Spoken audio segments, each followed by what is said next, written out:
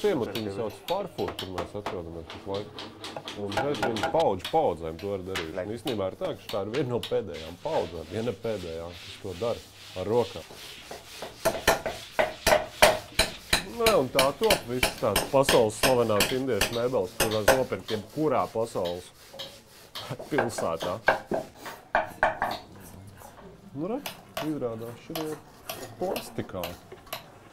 Tagad viņi izmanto arī plastikātu. Bet tas, ko viņi tur daudz iekšā, tik. Zināt, kas? Nu, uzmini. Kamieļa kauli vai ziloņa kauls. Es laik biju domājis, ka kaut kādu marmoriņu vai kaut kādu plastikā.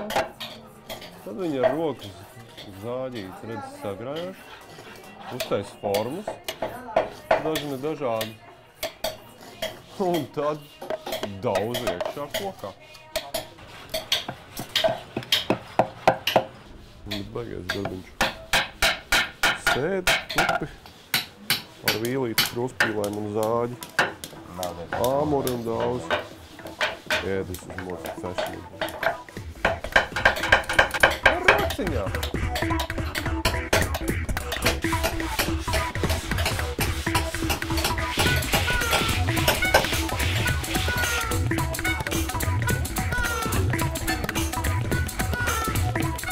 Puikas var izgrabt visu, sākot no dejojoša ziloņa pakaļas, motocikla, telefona vai pat Gandiju. Nu, tāds jums, lūk, Indijas nacionāla romantisms. Nu, mierīgi nākat fočēties ar Dikļu princi. Nākat. Forši. Paskaties, tāds barīgs.